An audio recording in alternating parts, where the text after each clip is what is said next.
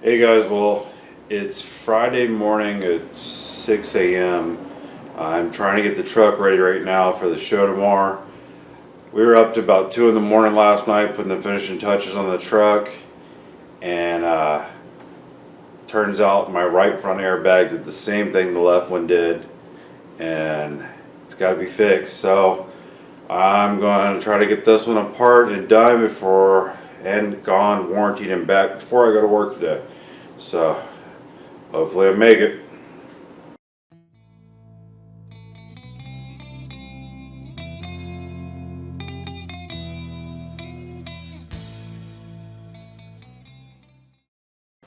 Alright guys, 15 minutes flat, got it out. I'm running to go get a new one. Alright guys, well, I'm trying to talk and work here. I ran down, got the bag warranted. Luckily they open at 6 a.m. and I stopped and got more paint for the wheels because I ran out last night. So now I'm working on putting the bag back together and getting it back in the truck so I can get the wheels on it. This is the kind of stuff we deal with you wanting to go to shows and crap breaking, but in all reality I just want to drive it. It's been way too long. This thing's been down since March 6 months.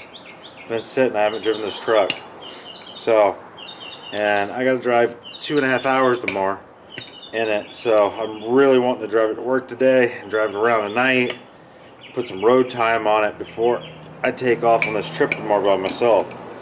So alright, let's get this bag in, get these wheels on, hopefully they dry in time.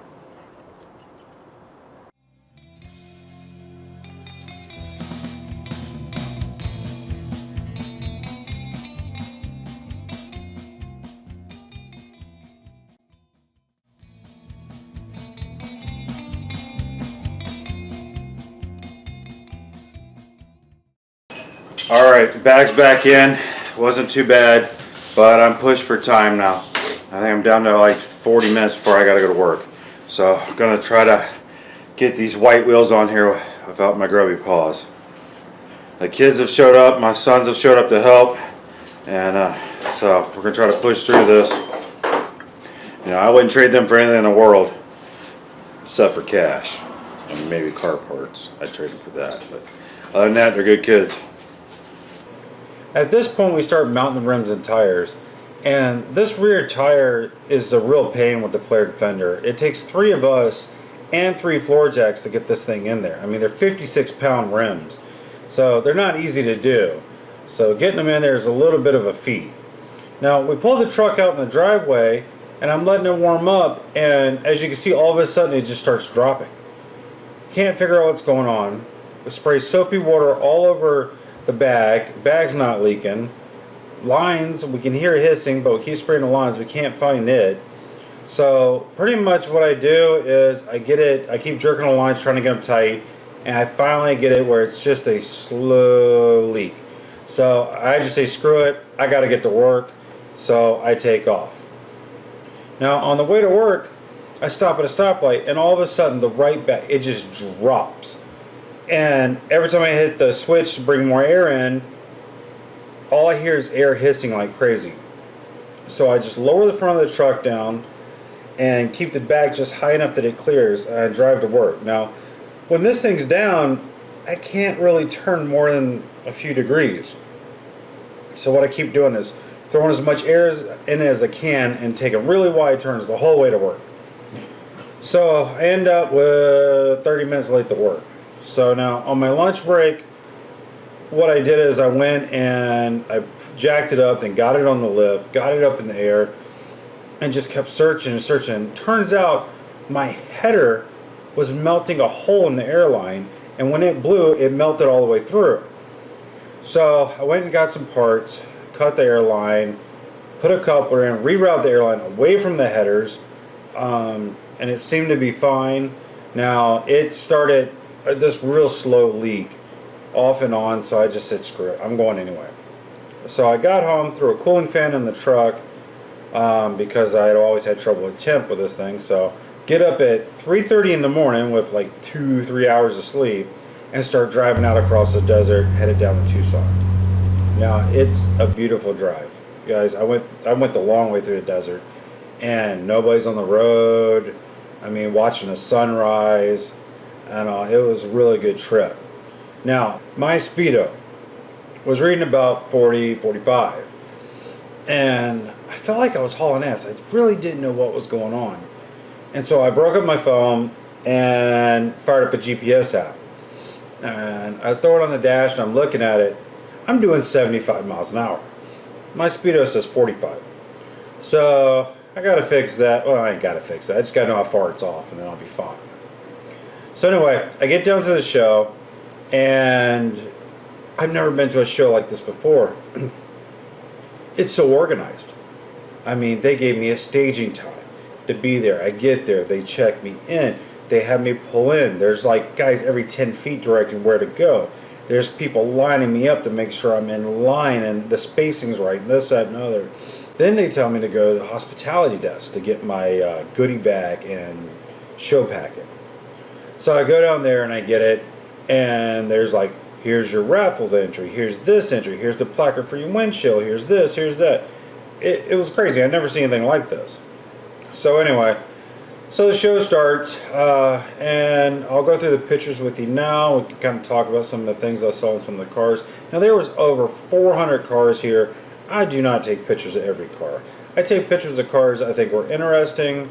There was everything from Ferraris to like Model T's that you cranked. I mean, there was some of everything. So anyway, all right, now let's see. Now this Tri-Fi here, I took a picture of it because I got a sweet spot for gassers. I love gassers. Now this wagon was just clean. I mean, it's not my style, it's not how I do things, but I gotta respect it. There was a lot of hours put in on this car, and it was really clean. This car here, I didn't take pictures of it because of the big block and everything else. I took pictures of it because this guy was driving down the street next to me on the way in.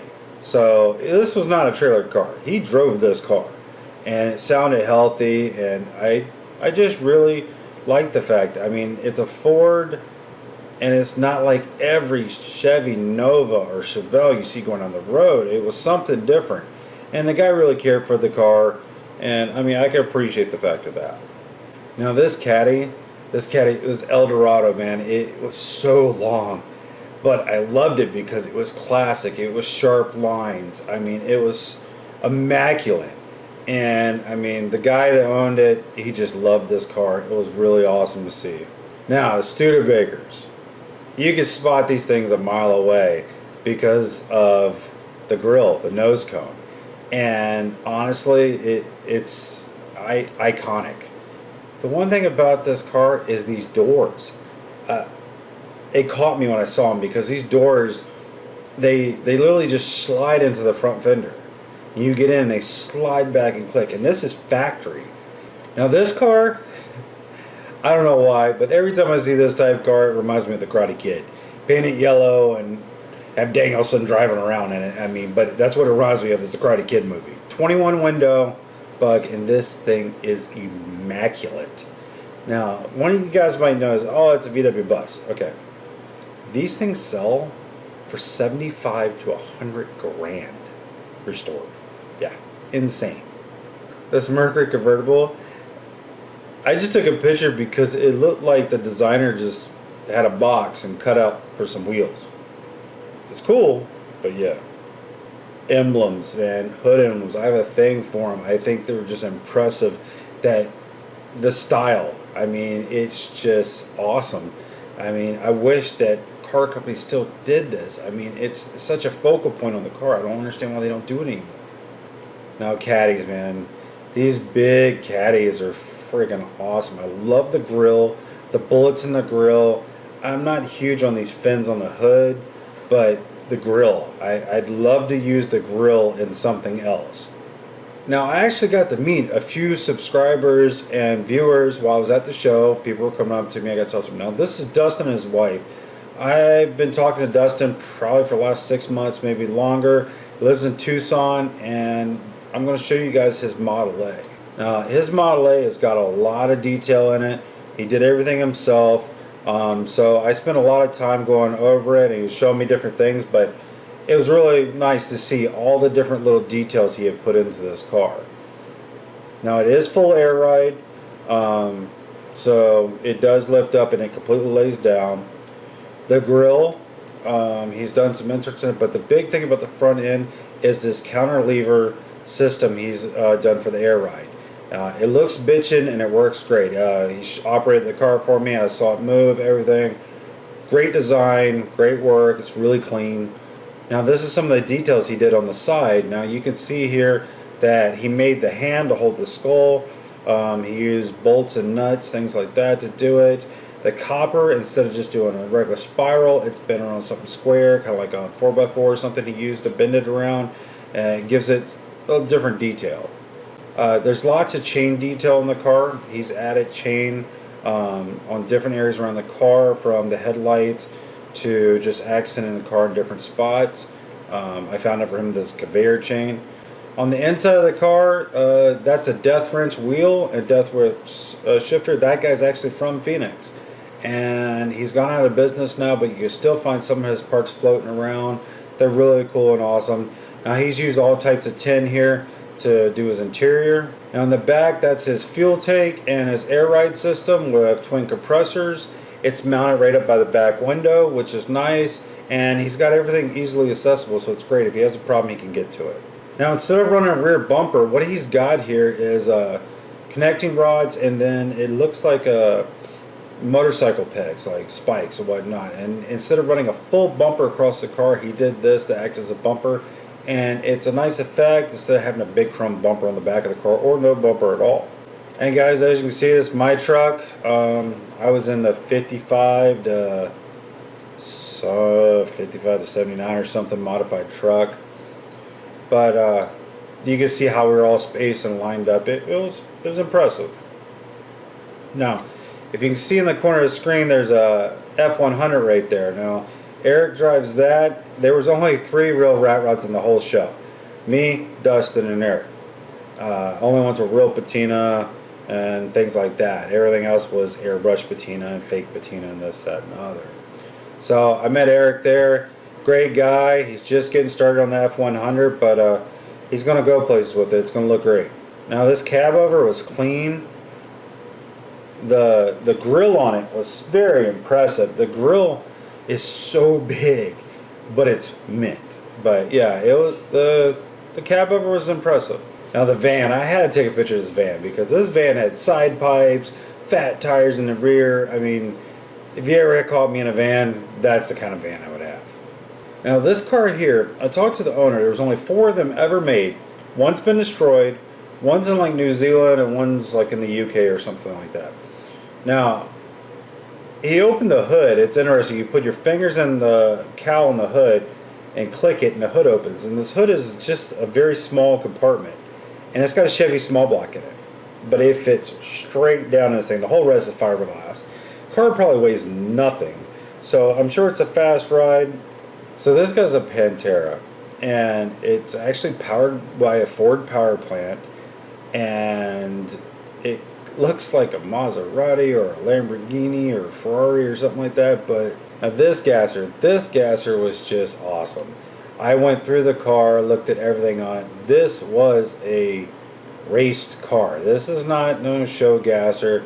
This guy races this car, and it shows. Now, at every car show, there's that one car that you kind of stop and you're like, huh? This Impala Super Sport. The dude had the hood open and everything else. The 5-star wheels had like Tasmanian devil headrest covers, and I was like, he just didn't want to walk. So he paid for an entry and parked the car in the shop. Alright, so another red wagon. This is like the 4th one I've seen. I don't get it. I guess it's a thing. Maybe they got their own club. But yeah, another red wagon. So guys, at the show, one thing I noticed is some of these guys put out these placards, okay? And some of them go to extremes on what they put on their placards. And so I was sitting here thinking, so like this guy goes into such detail. I mean, it's an LS motor, it's this compression, it has ported heads on it, it has long tube headers with ceramic coat. I mean, he goes down to the what type head unit is in it and who made the gas door and this, that, and other. So I think I might make one for my truck just to see. So mine, I figure, will say, you know, 64 original motor.